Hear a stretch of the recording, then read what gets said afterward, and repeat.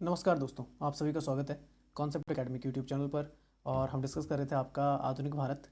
और आज का जो टॉपिक होगा आपका वो होगा भारतीय राष्ट्रीय कांग्रेस और नरम दल। तो पहला क्वेश्चन लिखा हुआ है, भारतीय राष्ट्रीय कांग्रेस के प्रथम अध्यक्ष कौन थे? तो ये थे आपके WC बैनर्जी, व्योमेश चंद्र बैनर्जी। और अगर फाउंडर की बात की जाए तो वो थे आपके कौन? Allan Octavian Hume. ठीक है ना, 1885 में गठित हुई थी और पहला सेशन कहाँ हुआ था आपका? बॉम्बे में।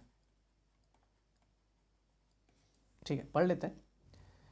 लिखा हुआ है, भारतीय राष्ट्रीय कांग्रेस का गठन 28 दिसंबर 1885 को मुंबई में हुआ और व्योमेश चंद्र बनर्जी इसके पहले अध्यक्ष बने। याद रखना कि ज़्यादातर जो आपकी मेन जो कांग्रेस की क्या होती थी, आपकी बैठकें होती थी, वो दिसंबर के अंतिम दिनों में होती थी। भारतीय राष्ट्रीय कांग्रेस की स्थापना 1885 में हुई तथा स्वतंत्रता पूर्व भारत में यह सबसे शक्तिशाली और प्रमुख राजनीतिक दलों में से एक बन गया। भारतीय राष्ट्रीय कांग्रेस का पहला अधिवेशन 28 दिसंबर 1885 को बॉम्बे में आयोजित किया गया और ये चला आपका 3 दिन, 31 दिसंबर तक। आईएनसी के पहले अधिवेशन की अगर बात करें तो टोटल मिला के 72 सदस्यों ने इसमें भाग लिया था। और इसकी शुरुआत में दादा भाई नौरोजी, दिनेश्वर वाचा और पूर्व ब्रिटिश सिविल सेवक थे आपके एलन ऑक्टेवियन। इन्हें बोला जाता है ये फाउंडर्स हैं। ठीक है ना, वैसे नाम जो आता है सबसे ज़्यादा किसका आता है? एओ ह्यूम का ही आता है, पर दादा भाई नौरोजी और दिनेश्वर वाचा ये आपके क्या थे? को फाउंडर थे। आईएनसी के पहले अध्यक्ष बनाए गए व्योमेश चंद्र बनर्जी। और अगर व्योमेश चंद्र बनर्जी की बात करें तो उनका जन्म पश्चिम बंगाल में कलकत्ता में हुआ था 19 दिसंबर 1844 को। जब आईएनसी की स्थापना हो रही थी उस समय भारत के जो वाइस राय थे उनका नाम लॉर्ड डफरिन था। नेक्स्ट आता है निम्नलिखित में से कौन भारतीय राष्ट्रीय कांग्रेस के संस्थापक सदस्य थे? फिरोजशाह मेहता थे, बिल्कुल सही है, आपके नरम दल से संबंधित। मौलाना अबुल कलाम आज़ाद। मौलाना अबुल कलाम आज़ाद का जन्म 1885 के बाद हो रखा है। ठीक है ना, जन्म 1885 के बाद है, तो भारतीय राष्ट्रीय कांग्रेस के संस्थापक सदस्य होने का मतलब ही नहीं बनता। दादा भाई नौरोजी बिल्कुल सही है, आनंद मोहन बोस बिल्कुल सही है। तो आंसर हो जाएगा फर्स्ट, सेकंड एंड फोर्थ। तो लिखा हुआ है, भारतीय राष्ट्रीय कांग्रेस का गठन 1885 एओ ह्यूम के द्वारा किया गया था। वो एक सेवानिवृत्त क्या था? सिविल सेवक थे। और कहाँ पर हुआ था पहला सत्र? तो मैंने बताया था मुंबई में आपका, या बॉम्बे में, उस तक जो उस समय का बॉम्बे था। तो गोकुलदास तेजपाल संस्कृत कॉलेज था, वहाँ पर हुआ था। अध्यक्षता व्योमेश चंद्र बनर्जी ने की थी। 72 लोगों ने इसमें पार्टिसिपेट किया था। WC बैनर्जी की अगर बात करें तो ये भारतीय बैरिस्टरों में से एक थे। बैरिस्टर्स बोला जाता था। वह कानून की पढ़ाई करने के लिए जब आप कहाँ जाते थे, ब्रिटेन जाते थे, तो आपको बैरिस्टर का तमगा मिलता था। उस समय के सबसे प्रमुख कानूनी दिग्गजों में से एक थे। उनके चुनाव ने एक स्वस्थ मिसाल कायम की कि राष्ट्रपति को उस प्रांत के, अब राष्ट्रपति नहीं, यहाँ पे अध्यक्ष लिखना था, राष्ट्रपति नहीं बोलते, अध्यक्ष बोलते हैं, क्योंकि प्रेसिडेंट को राष्ट्रपति भी बोल दिया जाता है, अध्यक्ष भी बोल दिया जाता है। उस प्रांत के अलावा किसी अन्य प्रांत से चुना जाना चाहिए। मतलब जहाँ पर भी बैठक होगी वहाँ का व्यक्ति नहीं चुना जाएगा, उस जगह का नहीं चुना, बल्कि दूसरी जगह का चुना जाएगा जिसमें कांग्रेस आयोजित होगी। तो कहाँ के थे? खुद तो व्योमेश चंद्र बनर्जी कोलकाता के थे, हुआ का ना बॉम्बे में, होना पुणे में था, पर वहाँ पे क्या महामारी फैल जाती है, इसलिए बॉम्बे शिफ्ट करना पड़ता है। अच्छा, इस अगर देखा जाए, दादा भाई नौरोजी, बदरुद्दीन तैयब जी, आनंद मोहन बोस, RC दत्त, फिरोजशाह मेहता, GK गोखले, गोपाल कृष्ण गोखले, सुब्रमण्यम अय्यर, दिनेश्वर वाचा, आपके महादेव गोविंद रनाडे, मदन मोहन मालवीय, ये सारे क्या थे? आपके फाउंडिंग मेंबर थे। उस समय बोल सकते हैं कि मेंबर थे आपके आईएनसी के। ठीक है ना। डफरिन कौन थे? उस समय वायसराय थे। मौलाना अबुल कलाम आज़ाद की बात करें तो उनका जन्म मक्का में हुआ था। मक्का जानते हैं आप, सऊदी अरेबिया में। मक्का और मदीना बहुत ही ज़्यादा फेमस संस्थान माने जाते हैं इस्लाम में, क्योंकि मक्का में जन्म हुआ था किसका? पैगंबर मोहम्मद साहब का। और मदीना में शायद से उनकी मृत्यु हुई थी। दोनों बहुत इंपॉर्टेंट माने जाते हैं। 1890 में हुआ था, 1885 में स्थापना हो चुकी किसकी? आईएनसी की। तो मौलाना अबुल कलाम आज़ाद बाद में। मौलाना अबुल कलाम आज़ाद सबसे यंग भी बनते हैं, यंगेस्ट आपके प्रेसिडेंट बनते हैं आपके कांग्रेस के, और सबसे लंबे समय तक भी रहते हैं। 1840 से शायद से 46 तक थे। नेक्स्ट क्वेश्चन आता है, भारतीय राष्ट्रीय कांग्रेस के अपने प्रारंभिक वर्षों में निम्नलिखित में से कौन से उद्देश्य थे? तो पहले लिखा, एक सामान्य अखिल भारतीय राष्ट्रीय राजनीतिक नेतृत्व का निर्माण करना, सामान्य राजनीतिक गतिविधियों में से एक सामान्य राजनीतिक मंच निर्मित करना, और ब्रिटिश शासन से नहीं, स्वतंत्रता प्राप्त करना नहीं था, स्वतंत्रता नहीं था प्राप्त करना, बस अपने राइट्स को बढ़ाना था। जो अपने क्या थे? अधिकार थे, उनको क्या करना था? इंक्रीज करना था। ठीक है ना, अधिकारों को इंक्रीज करना। स्वतंत्रता प्राप्ति उस समय उद्देश्य नहीं था, नहीं तो अंग्रेज करने देते स्थापना। ठीक है ना, तो ये बिल्कुल सही। एक सामान्य अखिल भारतीय राष्ट्रीय राजनीतिक नेतृत्व का क्या करना था? निर्माण करना था ऑल इंडिया लेवल पे, और सामान्य राजनीतिक गतिविधियों के लिए एक सामान्य राजनीतिक मंच निर्मित करना था। बिल्कुल सही है, तो ये हो जाएगा आपका first and second is the right one. तो लिखा हुआ है फिर से 1885 ह्यूम। अब देखो, सन हेनरी कॉटन और विलियम वेडरबर्न ने भी भारतीय राष्ट्रीय कांग्रेस के गठन में उनकी मदद की थी। और वेडरबर्न तो आपके बोल सकते हैं अध्यक्ष भी बनते हैं। कांग्रेस का पहला अधिवेशन पुणे में होना था, लेकिन पुणे में क्या हैजा फैल जाती है, और उस कारण क्या करना होता है कि मुंबई में कर लिया जाता है। कहाँ हुआ था? गोकुलदास तेजपाल संस्कृत कॉलेज में हुआ था, बता दिया था। पहले अध्यक्ष कौन बने? WC बैनर्जी बने थे, और 72 प्रतिनिधि उपस्थित थे इसमें, जिसमें से 54 हिंदू और 2 मुस्लिम भी शामिल थे। अच्छा, कांग्रेस के कुछ उद्देश्य थे शुरुआत में, तो लिखा हो भारत को एक राष्ट्र के रूप में संगठित करना, एक सामान्य अखिल भारतीय राष्ट्रीय राजनीतिक नेतृत्व का निर्माण करना, देशवासियों के लिए उनकी राजनीतिक गतिविधियों के लिए एक साझा राजनीतिक मंच निर्मित करना और समान मंचों पर महत्वपूर्ण सामाजिक और राष्ट्रीय प्रश्नों पर चर्चा करना। ब्रिटिश शासन से स्वतंत्रता प्राप्त करना भारतीय राष्ट्रीय कांग्रेस के गठन के प्रारंभिक दिनों में, जो शुरुआत की बात है, पहले के उद्देश्यों में से एक नहीं था, तो वो गलत हो जाता है, ये बाद में होता है आपका, ठीक है ना। अच्छा, देखा जाए तो 1885 से 1905 का जो टाइम देखा जाता है वो नरमपंथियों का काल देखा जाता है, ठीक है ना, मॉडरेट्स का देखा जाता है। 1905 से लेकर आपका, क्योंकि देखो उसके बाद क्या होता है, बंगाल विभाजन हो जाता है और उसके बाद जो आपके बोल सकते हैं एक्सट्रीमिस्ट रहते हैं, गरम दल रहता है, वो ठीकरा फोड़ देता है किस पे, नरम दल पे। तो 1905 से लेके फिर थोड़ा सा मैं बोल सकता हूँ 1916 तक ये काल रहता है फिर किसका, एक्सट्रीमिस्ट का, जो आपके कौन थे, गरम दल थे। और फिर आता है गांधी नहर आती है 1916 से, गांधी जी का चलता है और वो आप जानते हैं कब तक चलता है, 1947 तक चलता है। नरमपंथियों की पद्धति प्रार्थना, याचिका और विरोध थी, ठीक है ना, और बिल्कुल शांति से करते थे। वे कभी अभी अंग्रेजों से आज़ादी नहीं चाहते थे, बल्कि वे अंग्रेजों द्वारा लागू की गई व्यवस्था में विश्वास करते थे। निष्क्रिय प्रतिरोध उनकी कार्यप्रणाली थी, वे अपनी मांग पर अड़िग नहीं थे, वे अंग्रेजों की न्यायिक क्षमता में विश्वास रखते थे। सारे के सारे जितने भी तो पढ़े लिखे थे, सारे बहुत ज़्यादा पढ़े लिखे थे और सारे वकील थे। अच्छा, नेक्स्ट चलते, पूर्ण स्वतंत्रता प्राप्त करने का निर्णय भारतीय राष्ट्रीय कांग्रेस के किस अधिवेशन में लिया गया था, तो ये था जब उसे अपना लिया जाता है, तो था 1929, आपका पूर्ण स्वराज की मांग हो जाती है जब। तो लिखा भारतीय राष्ट्रीय कांग्रेस, जिसे कभी कभी कांग्रेस पार्टी या सिर्फ कांग्रेस के रूप में भी जाना जाता है, भारत में एक व्यापक आधारित राजनीतिक दल है। यह ब्रिटिश साम्राज्य के एशिया और अफ्रीका में पहला आधुनिक राष्ट्रवादी आंदोलन था, जिसकी स्थापना 1885 में हुआ था। 1929 की अगर बात करें, लाहौर अधिवेशन था जिसकी अध्यक्षता जवाहरलाल नेहरू ने की थी। उल्लेखनीय है कि क्योंकि इस सत्र में कांग्रेस ने अपने लक्ष्य के रूप में पूर्ण स्वराज, फुल गवर्नेंस की क्या कर दी थी, घोषणा कर दी थी। 26 जनवरी 1930 को पूर्ण स्वराज्य दिवस मनाया गया। रावी नदी के तट पर ये कसम खाई जाती है, स्वाधीनता दिवस जिसे बोलते हैं। 1915 में सत्येंद्र प्रसन्न सिन्हा ने अध्यक्षता में बॉम्बे भारतीय राष्ट्रीय कांग्रेस सत्र का आयोजन किया था। 1920 की अगर बात करें तो विजय राघवाचार्य थे नागपुर में, तो ये आपने याद रखना है। नेक्स्ट चलते हैं, नेक्स्ट क्वेश्चन लिखा, भारतीय राष्ट्रीय कांग्रेस के संबंध में निम्नलिखित कथनों पर विचार कीजिए। पहले लिखा, अपने गठन के बाद से ही भारतीय राष्ट्रीय कांग्रेस एक पूर्ण राजनीतिक दल बन गई थी। नहीं, शुरुआत में नहीं थी।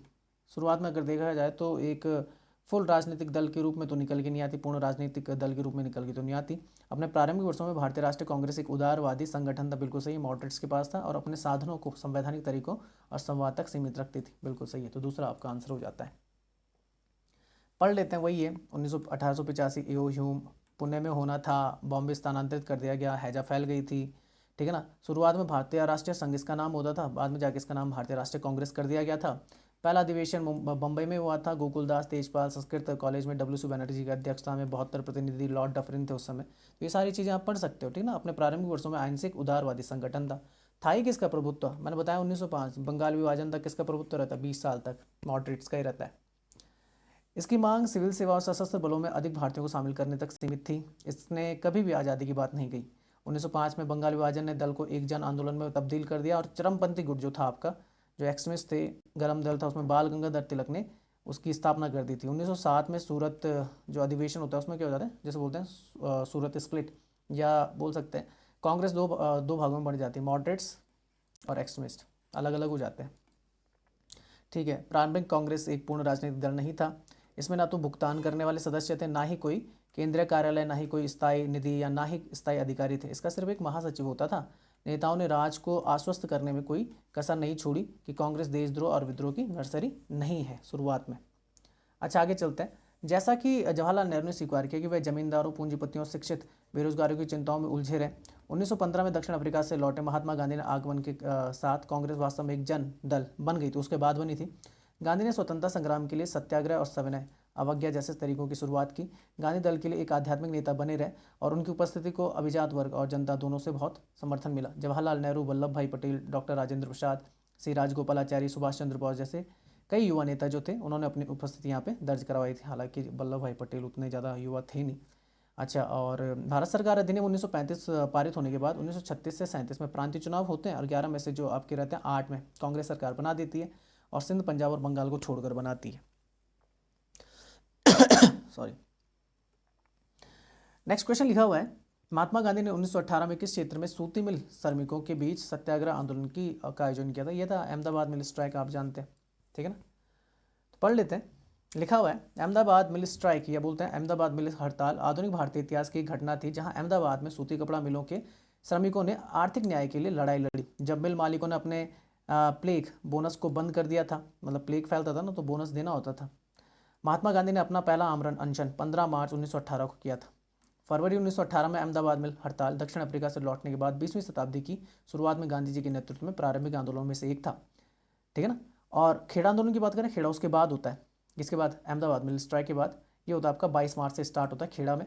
तो ब्रिटिश राज के काल में भारत मोहनदास गांधी द्वारा आयोजित सत्याग्रह आंदोलन था। यह भारतीय स्वतंत्रता आंदोलन में एक बड़ा विद्रोह था। चंपारण सत्याग्रह और अहमदाबाद मिल स्ट्राइक के बाद ये तीसरा होता है। तो कभी अगर क्रोनोलॉजी पूछ ले तो पहला चंपारण है, उसके बाद अहमदाबाद मिल स्ट्राइक और उसके बाद है आपका कौन सा खेड़ा, क्योंकि खेड़ा और अहमदाबाद में बहुत कन्फ्यूजन होता है क्योंकि दोनों 1918 में। तो याद रखना ये 15 मार्च के आसपास हुआ था और ये लगभग एक हफ्ते बाद स्टार्ट कर दिया गया था।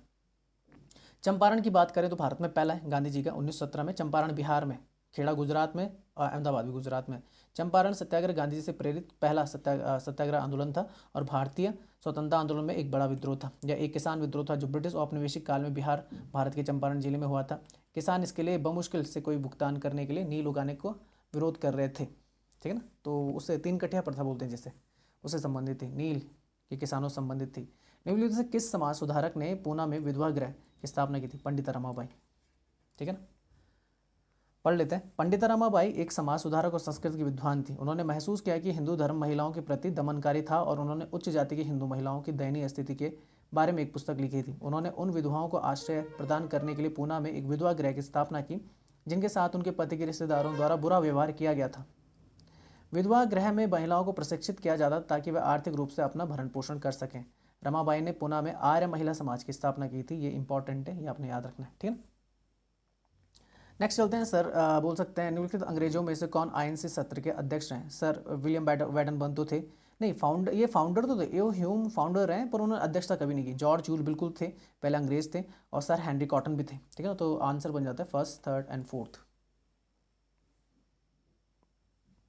तो लिखा भारतीय राष्ट्रीय कांग्रेस वही 1885, एओ ह्यूम। ठीक है ना। और बॉम्बे में गोकुलदास तेजपाल, ये बता दिया। भूमेश चंद्र बनर्जी बता दिया।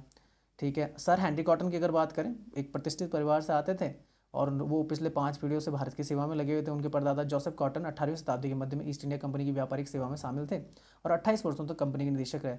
बम्बई में 1904 का अधिवेशन हुआ था तो उसकी अध्यक्षता की थी किसने? सर हेनरी कॉटन ने। सर विलियम वैडनबर्ग की बात करें तो सिंध में जो कार्यवाहक न्यायिक आयुक्त और 1874 में सदर कोर्ट का न्यायाधीश नियुक्त किया गया था उन्हें। 1882 में पुणे के जिला व सत्र न्यायाधीश बने। 1887 में अपनी सेवानिवृत्ति के बाद वह बोल सकते बॉम्बे सरकार के मुख्य सचिव बन गए थे। कांग्रेस का अधिवेशन उन्होंने किया, एक था 1890 का बॉम्बे सत्र वाला और एक 1910 का था इलाहाबाद अधिवेशन। जॉर्ज ह्यूल की बात करें तो ये पहले भारतीय हैं, इंग्लैंड और भारत में एक स्कॉटिश परिवार के थे और 1888 में इलाहाबाद में भारतीय राष्ट्रीय कांग्रेस के चौथे अध्यक्ष रूप में काम करते हैं और पहले क्या थे? गैर भारतीय थे। वह लंदन के जॉर्ज ह्यूल एंड कंपनी के संस्थापक थे और कलकत्ता के एंड्रयू ह्यूल एंड कंपनी के प्रमुख थे। उन्होंने कलकत्ता के sheriff and Indian chambers of commerce के अध्यक्ष के रूप में भी कार्य किया था। नेक्स्ट चलते हैं भारतीय स्वतंत्रता संग्राम के संदर्भ में निम्नलिखित से किसे कांग्रेस में उदारवादी नेता कहा जाता है? तो लाल बाल पाल। देखो लाल बाल पाल, बिपिन चंद्र पाल तो बिल्कुल है, लाला लाजपत राय और अरविंदो घोष भी बिल्कुल है। गोपाल कृष्ण गोखले नहीं, गोपाल कृष्ण गोखले आपके जो हैं वो देखने मिलते हैं कि आपके मॉडरेट्स थे, ठीक है ना, उदारवादी थे। तो भारतीय राष्ट्रवाद का उदय 19वीं शताब्दी के उत्तरार्ध में पश्चिमी शिक्षा, सामाजिक धार्मिक सुधार व ब्रिटिश नीतियां आदि जैसे विभिन्न कारकों के परिणाम स्वरूप हुआ। 1885 में भारतीय राष्ट्रीय कांग्रेस का गठन किया गया जिसने भारतीय स्वतंत्रता आंदोलन में महत्वपूर्ण भूमिका निभाई। 1850 से 1905 तक की अवधि को मध्यम चरण कहा जाता है या उदारवाद का चरण कहा जाता है और कांग्रेस के उदारवादी चरण या राष्ट्रीय आंदोलन में नरमपंथियों का वर्चस्व रहा है। वे ऐसे लोग थे जो ब्रिटिश न्याय में विश्वास रखते थे और उनके प्रति क्या होते थे? वफादार रहते थे। गोपाल कृष्ण गोखले की अगर बात करें तो प्रमुख उदारवादी नेताओं में से एक थे। महात्मा गांधी के आपके राजनीतिक गुरु माने जाते हैं। उन्होंने सर्वेंट ऑफ इंडिया सोसाइटी की स्थापना की थी। वह एक महान, याद रखना है, सर्वेंट ऑफ इंडिया सोसाइटी की स्थापना किसने की थी? गोपाल कृष्ण गोखले ने। वह एक महान समाज सुधारक और शिक्षाविद थे जिन्होंने भारत के स्वतंत्रता आंदोलन के अनुकरण या नेतृत्व प्रदान किया। गोखले ने 3 दशकों तक भारत में सामाजिक सशक्तिकरण, शिक्षा के विस्तार, स्वतंत्रता के लिए संघर्ष की दिशा में काम किया और प्रतिक्रियावाद तथा क्रांतिकारी तरीकों का क्या था को खारिज कर दिया था। 1905 में बनारस अधिवेशन हुआ था तो उसके वो अध्यक्ष भी बने थे, ये आपने याद रखना है। वैचारिक अंतर के बावजूद 1907 में उन्होंने लाला लाजपत राय की रिहाई के लिए तीव्र अभियान चलाया जिन्हें उस वर्ष अंग्रेजों ने वर्तमान म्यांमार के मांडली जेल में क्या कर दिया था? कैद कर दिया था। यह वह समय था जब लाला लाजपत राय और बाल गंगाधर तिलक के नेतृत्व वाले उनके उदारवादियों के समूह और चरमपंथियों के बीच कटु मतभेद पैदा हो गया था। 1907 के सूरत द्वेषी में दोनों गुट अलग हो गए और फिर जुड़ते हैं लखनऊ। जब आपका पैक्ट साइन होता है तो वहाँ पर गरम दल, नरम दल और वो मुस्लिम लीग भी एक साथ आ जाती है, ठीक है ना, 1916 में। निम्नलिखित में से कौन सा विकल्प भारतीय राष्ट्रीय कांग्रेस के प्रथम सत्र का स्थल और वर्ष था? तो आप जानते हैं बम्बई, 1885 अभी बता दिया, ठीक है ना। तो आईएनसी आधुनिक राष्ट्रीय, ठीक है, पहला अधिवेशन बम्बई में 28 से 31 दिसंबर, डब्ल्यूसी बैनर्जी, ठीक है ना, हर साल होता था। और बोल सकते हैं कि कौन कौन से लीडर निकल के आए थे इसके बाद, बहुत बड़े बड़े, जैसे लाला लाजपत राय, तिलक, गांधी, नेहरू, बोस, ये सारे कांग्रेस से जुड़े हुए थे। 19वीं शताब्दी के अंत में 1920 के बाद कांग्रेस महात्मा गांधी के नेतृत्व में चलता है, ठीक है ना। और कांग्रेस ने भारत को ग्रेट ब्रिटेन से स्वतंत्रता दिलाई, ब्रिटिश साम्राज्य में औपनिवेशिक विरोधी राष्ट्रवादी आंदोलन को शक्तिशाली रूप से प्रभावित किया। जैसे कुछ अध्यक्ष पढ़ लेते हैं। जैसे पहले 1885 बॉम्बे, व्योमेश चंद्र बनर्जी पहले अध्यक्ष थे। 1886 में कलकत्ता में दादा भाई नौरोजी बनते हैं। 1887 में मद्रास में बदरुद्दीन तैयब जी बनते हैं पहले मुस्लिम, ठीक है, राष्ट्रपति नहीं, अध्यक्ष। और 1889 में बॉम्बे में फिर से होता है दोबारा, वो बनते हैं आपके कौन, अच्छा 1887 में तब फिर कौन बनता है, 1888 में आपके जॉर्ज यूल, ठीक है ना, ये थोड़ा दिमाग में रखना, जॉर्ज यूल। और 89 में फिर सर विलियम वेडरबर्न। तो इस वीडियो को यहीं तक रखते हैं। जय भारत।